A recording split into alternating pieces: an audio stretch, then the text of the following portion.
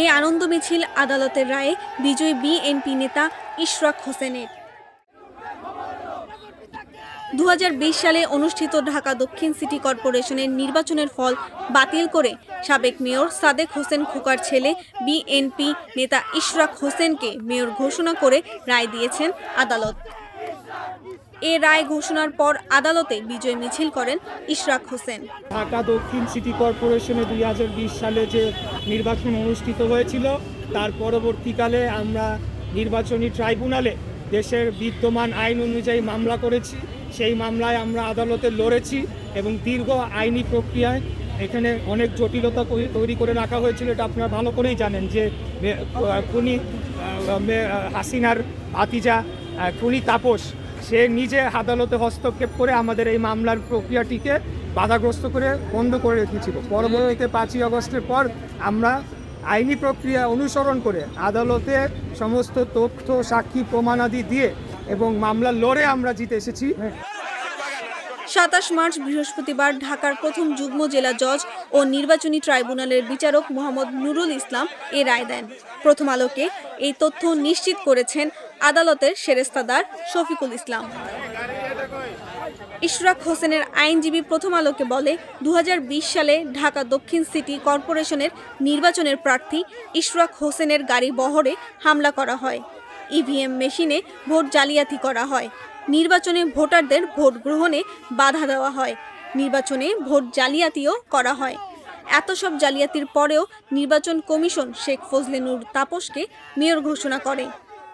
আমাদের 6 জন সাক্ষী দিয়েছেন, 5 সাক্ষী দিয়েছেন এবং এই নির্বাচনে যে একটি ত্রুটিপূর্ণ নির্বাচন ছিল, ইভিএম জালিয়াতি ছিল, ভোট ডাকাতি ছিল এবং সর্বশেষ একতরফাভাবে আমাদের সকল অভিযোগগুলোকে অস্বীকার করে যেভাবে একতরফা রায় দিয়েছে সেই রায়কে যে আমরা চ্যালেঞ্জ করেছি সেটা আজকে আমরা সন্দেহাতীতভাবে আজকে বিজ্ঞ আদালতে আমরা প্রমাণ করতে পেরেছি।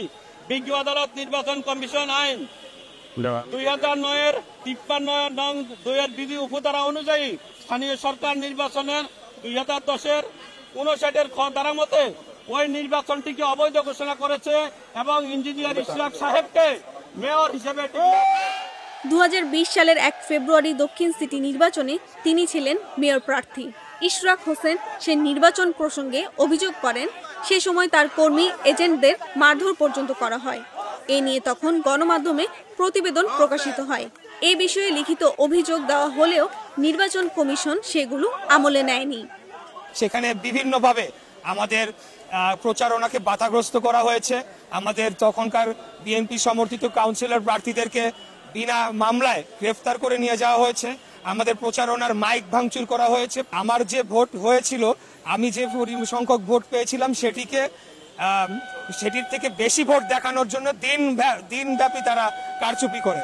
তো সেই বিষয়ে আমরা তখনই মামলা করেছিলাম সমস্ত নথিপত্র প্রমাণাদি দিয়ে।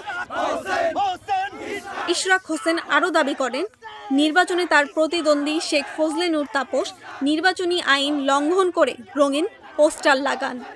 এ বিষয়ে নির্বাচন কমিশনে অভিযোগ দিয়েও লাভ হয়নি, বরং নির্বাচনের আগে 12 জানুয়ারি তার পোস্টার ছিঁড়ে ফেলেন আওয়ামী লীগের লোকেরা।